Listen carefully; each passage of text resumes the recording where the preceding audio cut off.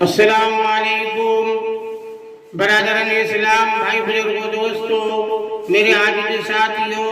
आज मैं आप लोगों को हजरत अबू ज़र रज़ियल्लाहु तआला अन्हु का अपना खादिम को तनबीह का फरमाना वो मैं बयान करने जा रहा हूँ। तो आप लोग मेरा वीडियो को जरूर सुने और पूरी बयान को ध्यान से गौर से सुने।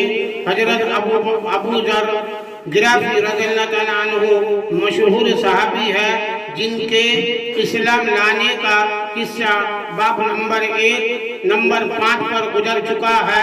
ये बड़े जाहिद लोगों में थे। माल ना अपने पास जमा रखते थे, ना ये चाहते थे कि कोई दूसरा जमा रखे। मालदार लोगों से हमेशा लड़ाई रहती थी, इसलिए हजरत उस्मान रज़ियल्लाहु तआला अन्हु के हुक्म से रब्जा में रहने लगे थे।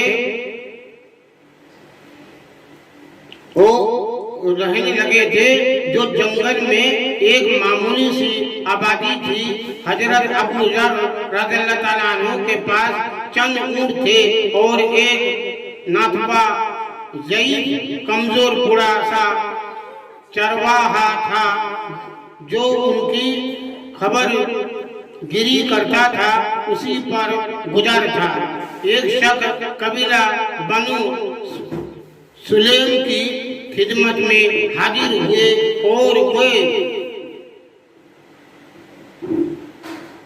और ये तमन्ना जाहिर की कि मैं आपकी खिदमत में रहना चाहता हूँ, ताकि आपके फ्यूल से इस्तिफादा करूँ। मैं आपके चरवाहे की मदद करता रहूं और आपकी बरकत से फायदा भी हासिल करूंगा। हजरत अबू ज़र रज़ियल्लाहु तआला अन्हु ने इरशाद फरमाया कि मेरा दोस्त वह है जो मेरी इताअत करे। अगर तुम भी मेरी इताअत के लिए तैयार हो, शौक से रहो। कहना ना मानो तो तुम्हारी जरूरत नहीं। सुलेमी साहब ने अर्ज किया, किस चीज में आप अपनी इताअत चाहते हैं? फरमाया कि जब मैं अपने माल में से किसी चीज के खर्च का हुक्म करूं तो उम्दा से उम्दा माल खर्च किया जाए। वो कहते हैं कि मैंने कबूल किया और रहने लगा। इत्तेफाक से एक दिन किसी ने जिक्र किया कि पानी पर कुछ लोग रहते हैं जो जरूरतमंद है, खाने के मोहताज है। मुझसे फरमाया एक ऊँट ले आओ। मैं गया, मैंने देखा कि एक बहुत ही उम्दा ऊँट है जो निहायत कीमती, निहायत कारआमद और सवारी में मतिया इताअत गुजार। मैंने हस्बे वादा उसको ले जाने का इरादा किया, मगर मुझे ख्याल हुआ कि गुरबा को खिलाना ही तो है और ये ऊँट बहुत ज्यादा कारआमद है। हजरत के मुतालिकिन की जरूरत का है, उसको छोड़कर उससे जरा कम दर्जे की उम्दा ऊँटनी की उस ऊँट के अलावा और भी बाकी सबसे बेहतर थी लेकर हाजिर खिदमत हुआ। फरमाया कि तुमने खयानत की है। मैं समझ गया और वापस आकर वही ऊँट ले आया। पास बैठने वालों से इरशाद फरमाया कि दो आदमी ऐसे हैं जो अल्लाह के वास्ते एक काम करे। दो आदमी उठे, उन्होंने अपना आप को पेश किया।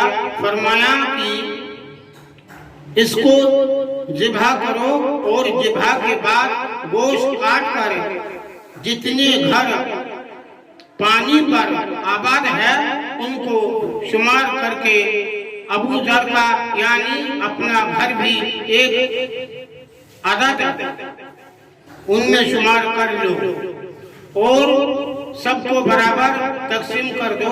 मेरे घर भी इतना उतना जाए जितना उनमें से हर घर में जाए। उन्होंने तालीम में इरशाद की और तकसीम कर दिया। इसके बाद मुझे बुलाया और फरमाया कि तूने मेरी वसीयत उम्दा माल खर्च करने की जानबूझकर छोड़ी या भूल गया था। अगर भूल गया था तो माजूर है। मैंने अर्ज किया कि भूला तो नहीं था, मैंने उसी ऊँट को लिया था, मगर मुझे ख्याल हुआ कि वे बहुत कारआमद है, आपको अक्सर इसकी जरूरत रहती है, महज इस वजह से छोड़ दिया था। फरमाया महज मेरी जरूरत से छोड़ा था। अर्ज किया कि महज आपा की जरूरत से छोड़ा था, महज आपकी जरूरत से छोड़ा था। फरमाया अपनी जरूरत का दिन बताओ। मेरी जरूरत का दिन वह है जिस दिन में कब्र में गड़े में अकेला डाल दिया जाऊंगा, वो दिन मेरी जरूरत और एहतियाज मोहताजगी का है। माल के अंदर तीन हिस्सेदार है। एक तकदीर जो माल के ले जाने में किसी का इंतजार नहीं करती, अच्छा बुरा हर किस्म का ले जाती है। दूसरा वारिस जो इसके इंतजार में है, तू मेरे तो वो ले। और तीसरा हिस्सेदार तू खुद है, अगर हो सकता है तो अगर हो सकता हो और तेरी ताकत में हो तो तीनों हिस्सेदारों में सबसे ज्यादा अजीज न बन। अल्लाह ताला का इरशाद है, लन तनालुल बिर्रा हत्ता तुनफिकू मिम्मा तुहिब्बून। इसलिए जो माल मुझे सबसे ज्यादा पसंद है उसको मैं अपने लिए आगे चलता करूं, ताकि वो मेरे लिए जमा रहे। तीन हिस्सेदारों में सबसे ज्यादा अजीज ना बन। और मतलब ये है कि जो हो सके अपने लिए आखिरत का जखीरा जमा कर ले। ऐसा ना हो मुकद्दर गालिब आ जाए और वो माल तुझसे जाया हो जाए या तू मर जाए और वो दूसरे के कब्जे में आ जाए कि बाद में कोई किसी को नहीं पूछता। अल औलाद बीवी बच्चे सब थोड़े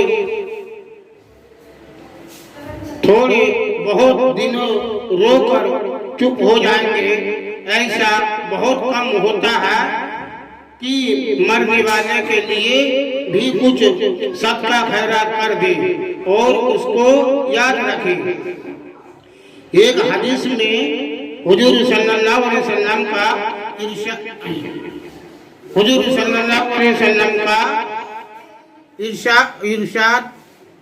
सल्लल्लाहु अलैहि वसल्लम का